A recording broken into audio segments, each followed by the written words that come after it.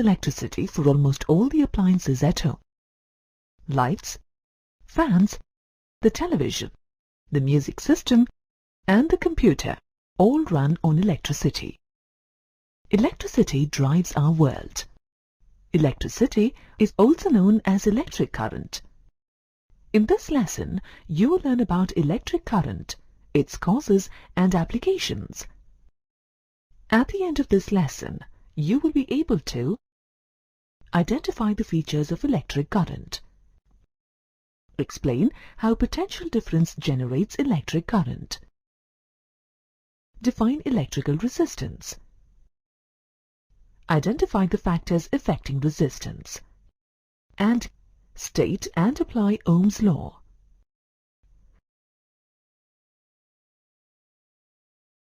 Before learning about the cause and applications of electric current, let us examine the features of electric current. Typically, in a conductor, free electrons move randomly.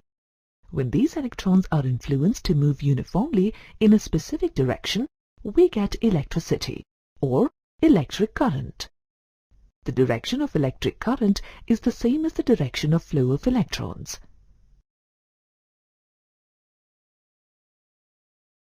Electric current requires a continuous path of conductive material to provide a conduit for electrons to travel through. Electrons move in the empty spaces within and between the atoms of a conductor. As each electron moves uniformly through a conductor, it pushes the one ahead of it. Thus, all the electrons move together as a group. When you unplug an appliance, say a toaster, from the power supply, the flow of electrons is interrupted and the appliance stops working. You can measure electric current as the rate of flow of charge, or the amount of charge flowing through a point per unit time. Electric current is measured using an ammeter. The standard metric unit for current is ampere. Ampere is often shortened to amp and is denoted by the unit symbol A. 1 ampere is equal to 1 coulomb of electric current per second. Electric current is a result of potential difference across 2 points in a conductor. Potential difference is the difference in number of negative charges that leads to flow of electrons. Electrons flow from negative potential, that is, the point with more electrons, to positive potential, that is the point with less electrons. Whenever there is a potential difference, the current flows from the positive potential end to the negative potential end. Numerically, potential difference is the work done in moving a unit charge between 2 points in an electric field against the force of the electric field. Potential difference is measured using a voltmeter. Potential difference is often referred to as voltage and is represented by the letter V. If the work done to bring a charge of 1 coulomb from one point to another is 1 joule, then the potential difference between the points is 1 volt.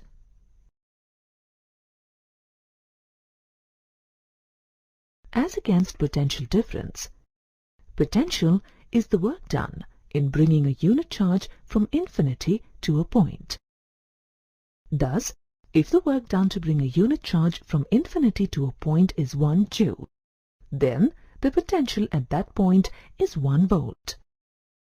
In the given example, potential difference between points A and B is the difference in the work done in moving a unit charge from point A to B. Conductors can be in solid as well as liquid states. In solid conductors, positive ions are immobile and only the negatively charged electrons flow from high negative potential to positive potential. This flow of electrons is known as electric current. In liquid conductors, the current is caused by the flow of charged particles in both directions at the same time.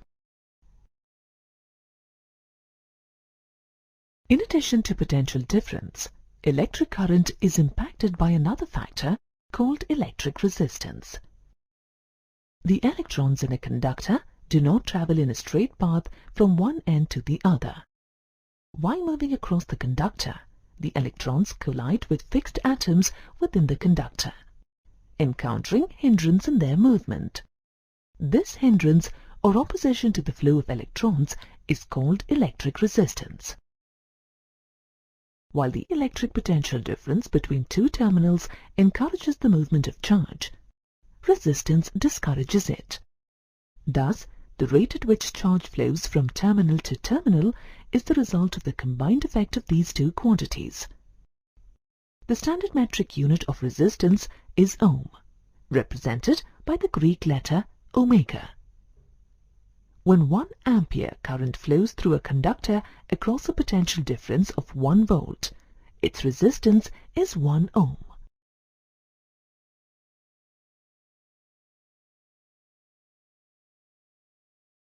Resistance to charge flow within a conductor is affected by some clearly identifiable variables. First, the resistance of a conductor is directly proportional to its length. The longer the conductor, the more resistance it offers. After all, if resistance occurs as a result of collisions between electrons and the atoms of the conductor, then there are likely to be more collisions in a longer conductor. More collisions mean more resistance. This relationship between resistance and the length of the conductor is termed as the law of length. Secondly, the resistance of a conductor is inversely proportional to its cross-sectional area. Larger the area of the conductor, lesser the resistance offered. This relationship between resistance and the area of a conductor is termed as the law of area. The third factor that affects resistance to charge flow is the material that a wire is made of. Some materials are better conductors than others and offer less resistance to the flow of charge. For example, silver is the best conductor. However, silver is never used in wires of household circuits, as it is expensive. Copper and aluminium are among the least expensive materials with suitable conducting ability to permit their use in wires of household circuits. The conducting ability of a material is often indicated by its resistivity. Resistivity of a material is the resistance offered by a conductor having unit length and unit area of cross-section. The resistivity of a material depends upon its electronic structure and its temperature. The fourth factor that impacts the resistance of a conductor is temperature. For most materials, resistivity increases with increasing temperature.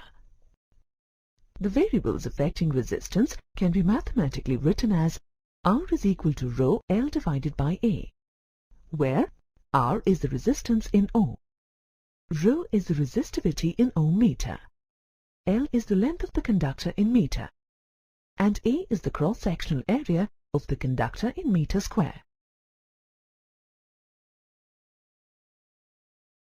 In 1827, a German scientist, George Simon Ohm, conducted a series of experiments to study the variations in electric current when the potential difference across a conductor was changed. With the findings of his experiments, he postulated Ohm's law, which explains the relationship between electric current, voltage, and resistance. Ohm's law states that electric current through a metal conductor in a circuit is directly proportional to the potential difference or voltage across it, and inversely proportional to the resistance between its ends. Thus, according to Ohm's law, voltage V is equal to the product of electric current I passing through the conductor and the resistance R offered by it. Let us use an example to see how these equations help us analyze simple circuits. In the given circuit, there is only one source of voltage, a battery with 12-volt EMF, and only one element of resistance to current, a lamp with a resistance of 3 ohm. Using Ohm's law, you get the voltage in the wire as 4 ampere.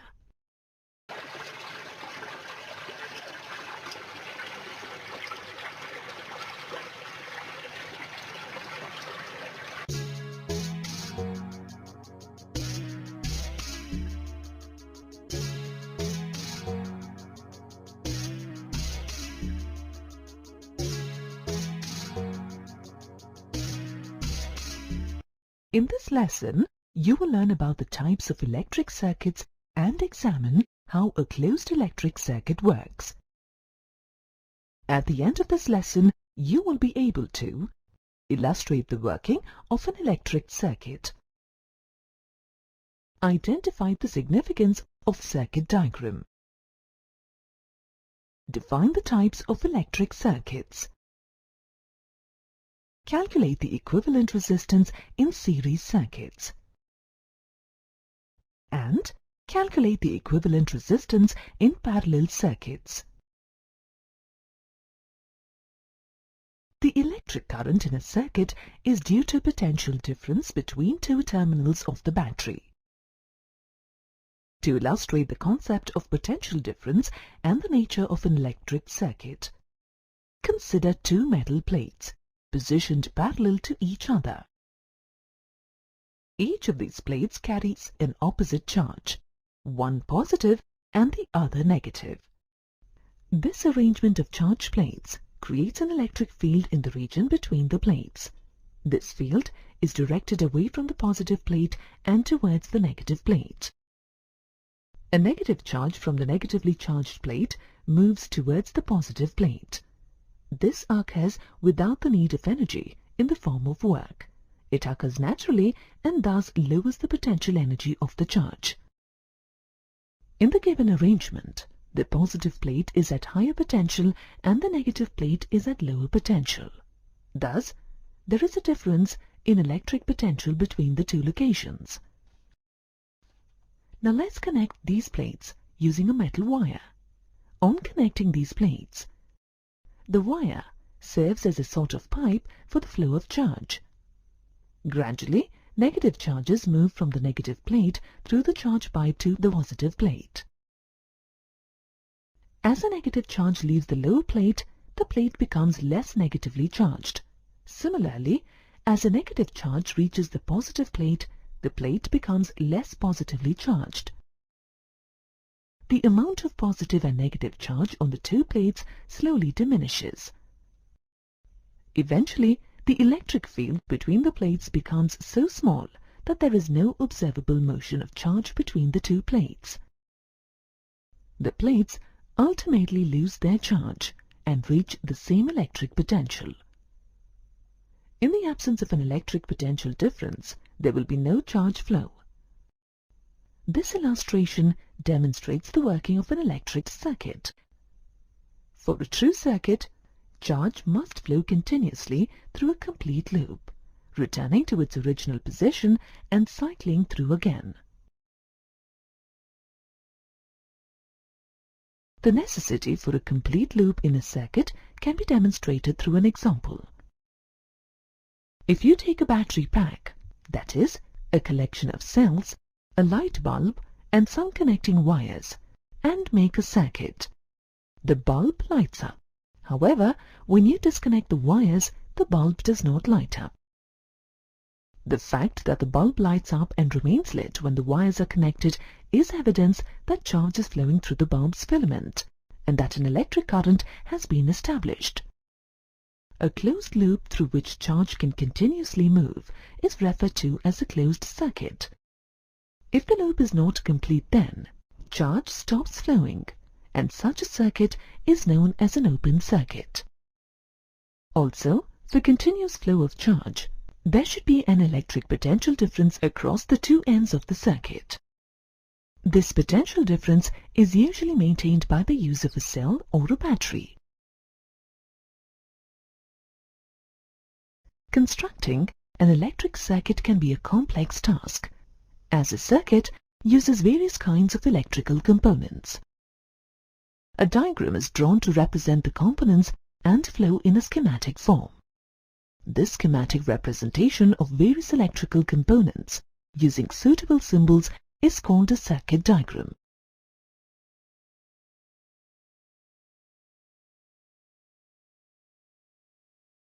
Circuits that consist of just one battery and one load resistance are very simple to analyze, but they are usually not found in practical applications.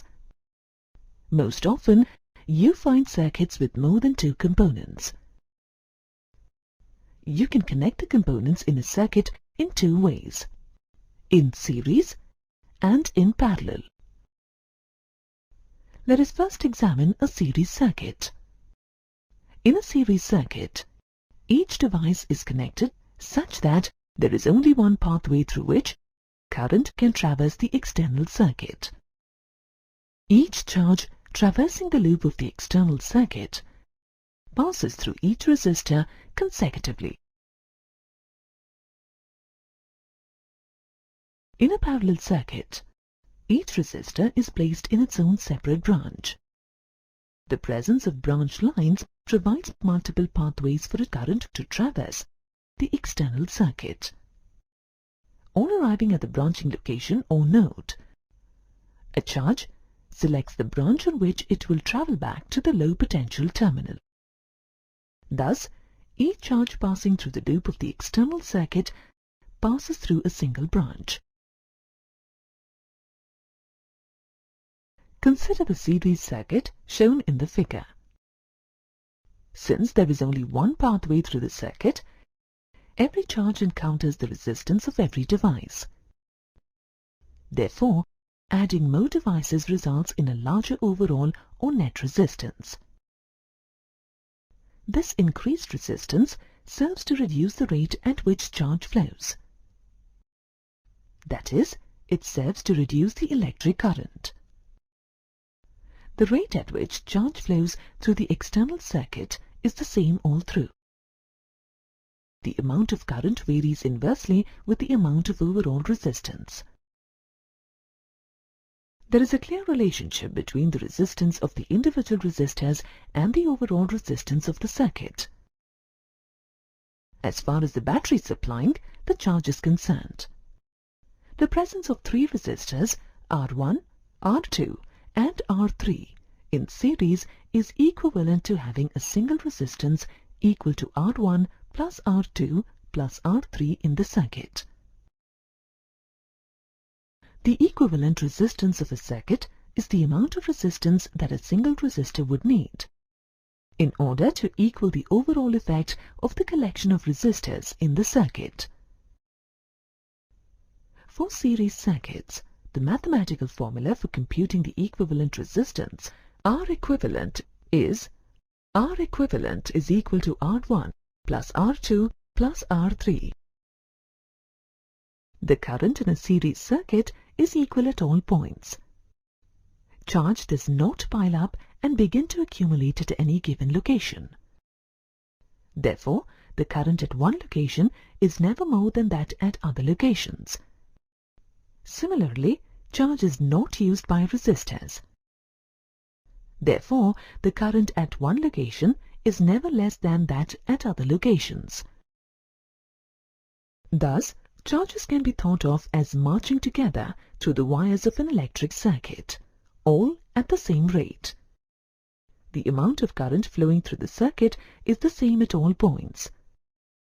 The current in the first resistor is equal to the current in the last resistor and the current in the battery. That is, the total current passing through a circuit is equal to the current at any point in the circuit. Mathematically, you can write I total is equal to I1 is equal to I2 is equal to I3. You can calculate the current if the battery voltage and the resistance of individual resistors are known. Using the individual resistor values and the equation above, you can compute the equivalent resistance. Additionally, using Ohm's law, the current in the battery and thus through every resistor can be determined by finding the ratio of the battery voltage and the equivalent resistance. That is, I battery is equal to I1 is equal to I2 is equal to I3 is equal to V battery divided by R equivalent. In a series circuit, the battery supplies energy to the charge to move it through the cells and to establish an electric potential difference across the two ends of the external circuit. As the charge moves through the external circuit, it encounters a loss of electric potential. This loss in electric potential is referred to as voltage drop. If an electric circuit, powered by a battery V, is equipped with more than one resistor in series, then the cumulative loss of electric potential is V volts. Thus, there is a voltage drop for each resistor, but the sum of these voltage drops is V volts, the same as the voltage rating of the battery. The total voltage drop of the circuit can be expressed mathematically as V is equal to V1 plus V2 plus V3,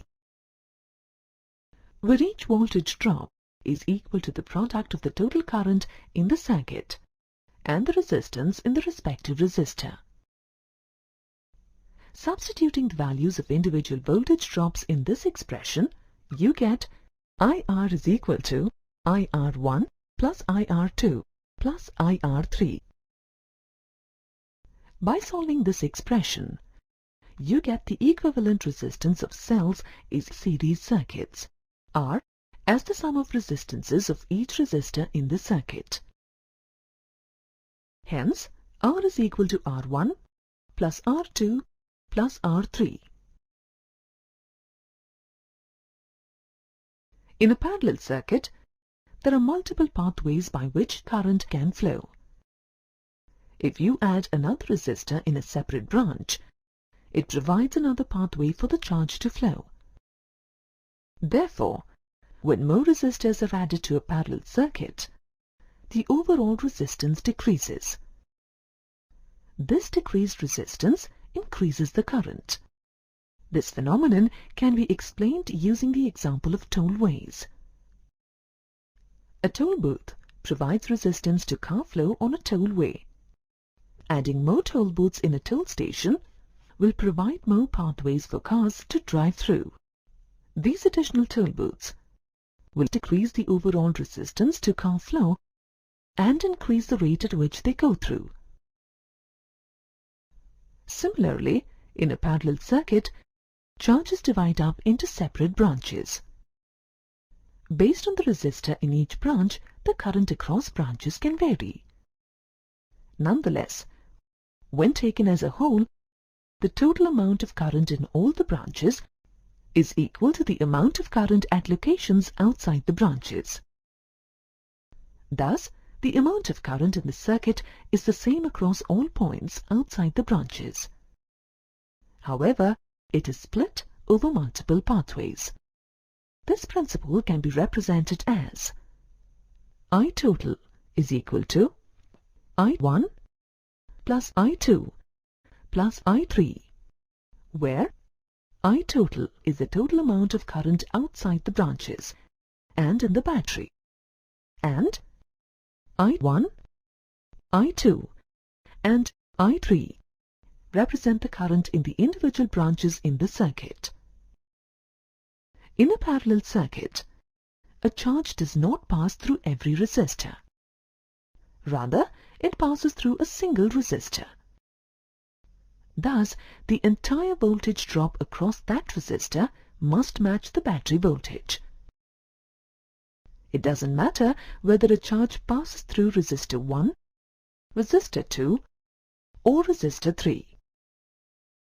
The voltage drop across that resistor must equal the voltage of the battery. Put in equation form, this principle is expressed as V is equal to V1 is equal to V2 is equal to V3. Let the equivalent resistance be R. As you saw earlier in series circuits, you can calculate the amount of current flowing through each resistor as the ratio of the voltage drop across that resistor to the resistance of that resistor. Substituting the values of I1, I2 and I3 in I total is equal to I1 plus I2 plus I3, you get V divided by R is equal to V divided by R1 plus V divided by R2 plus V divided by R3. This gives you 1 divided by R is equal to 1 divided by R1 plus 1 divided by R2 plus 1 divided by R3. Electric appliances convert electricity into heat energy, providing you energy in a form that you can use. In this lesson, you will learn how electrical energy transforms into heat energy. At the end of this lesson, you will be able to describe the heating effect of electricity, identify the cause of the heating effect of electricity, illustrate the working of an electric fuse, state and derive Joule's law.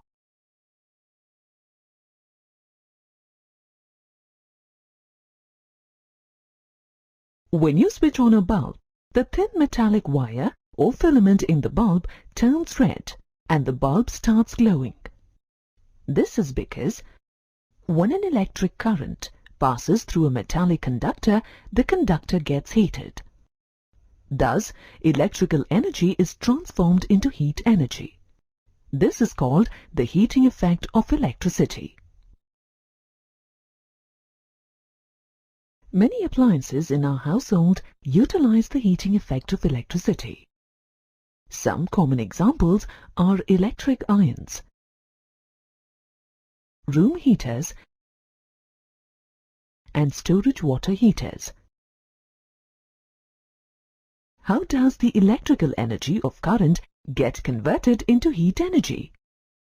Every conductor offers resistance to the flow of current. When a potential difference is applied across the ends of a conductor, the free electrons in the conductor start drifting from the low potential end to the high potential end. These electrons collide with the positive ions. That is, the atoms that have lost their electrons. When the collisions take place, the energy of the electrons is transferred to the positive ions, making the ions vibrate more violently. This creates resistance to the flow of electrons. The electric current has to overcome this resistance. The work done by electric current in overcoming this resistance is converted into heat energy. This is the heat that you use in your electrical appliances. Metallic conductors used in electrical heating appliances to convert electrical energy into heat are called heating elements. For example, the filament in a bulb is a heating element. A good heating element should have high resistivity so that it gets heated quickly, high melting point to enable it to withstand high temperature, negligible variation in resistance due to temperature changes. Three metal alloys most commonly used as heating elements are nichrome, an alloy composed of 80% nickel and 20% chromium; manganese, which is 86% copper, 12% manganese and 2% nickel; constantan, a copper-nickel alloy with 60% copper and 40% nickel. If your electrical appliances receive very weak or very strong current, they could be damaged and stop functioning. To prevent such damage from fluctuations in the current, an electric fuse is used in the circuits of most houses these days. An electric fuse is a safety device used to protect an electric circuit against excessive current. The mechanism of the electric fuse is based on the heating effect of electricity. You may have often heard people talking about replacing the fuse in their homes because the fuse blew, cutting off the power supply. An electric fuse contains a fuse wire. that is designed to withstand a particular amount of electricity flowing through it. When the electric supply fluctuates and the current becomes too strong for the wire, it melts and breaks the supply of electricity. Electric fuses are rated according to the current that they can withstand. For example, a fuse rated 5 ampere can withstand current flow to the maximum of 5 ampere. If the current flowing through that circuit exceeds 5 ampere, the fuse wire melts from the heat, cutting off the power supply through that circuit. We can monitor and control the heat generated by electric current by regulating the current supplied to an appliance. James Prescott Joule, a British physicist, expressed the relationship between the heat generated in a conductor and the amount of current flowing through it. This relationship is popularly known as Joule's law or Joule effect. Joule's law states that the amount of heat produced in a conductor is equal to the product of the amount of current squared, the resistance of the conductor, the time for which the current passes through the conductor. To derive Joule's law, let a potential difference of V volts drive a charge Q coulomb through a heating element, and W be the work done. The potential difference is a measure of work done in moving a unit charge across a circuit. From this, we get equation 1. V is equal to W divided by Q, or W is equal to VQ. The amount of electric current passing through a circuit is the product of the rate of electric current and the time of flow. From this, we get equation 2. I is equal to Q divided by T, or Q is equal to IT. Substituting the value of Q in equation 1, we get equation 3. W is equal to VIT. Now let's use Ohm's law. V is equal to IR. In expression 3, to get the formula for the total work done by electric current. The total work done by electric current, W, is equal to I square RT. This work done by electric current to overcome the resistance of a conductor is converted into heat energy, which is represented by H. Hence, H is equal to I square RT. You have learned in earlier classes that power is the rate of work done,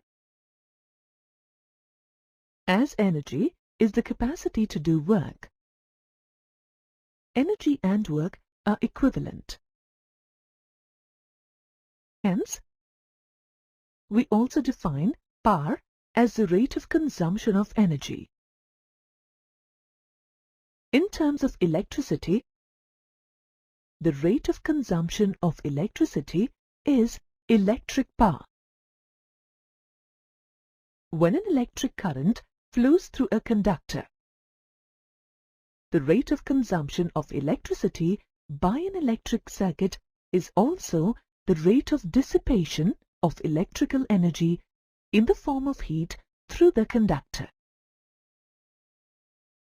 We have seen earlier that electrical energy is expressed as W is equal to VIT, or W is equal to I square RT. Hence, electric power can be expressed as P is equal to VIT by T. This implies P is equal to VI, or P equals to I square RT by T. This implies P is equal to I square R Substituting V by R for I in the expression P is equal to I square R and simplifying, we get electric power equals V square by R. The SI unit of electric power is watt and is denoted by W. 1 watt is the power consumed by a conductor having a potential difference of 1 volt across its ends when the current passing through it is 1 ampere. As watt is a small unit, for commercial purposes, we use a bigger unit, kilowatt. A kilowatt is equal to 1000 watts. According to the definition of power, energy can be represented as the product of power and time. For commercial purposes, the unit of electric energy is kilowatt-hour, denoted by kWh. Simplifying the expression, 1 kilowatt-hour is equal to 3.6 into 10 power 6 watt-seconds. As 1 joule equals 1 watt-second. 1 kilowatt-hour equals 3.6 into 10 power 6 joule.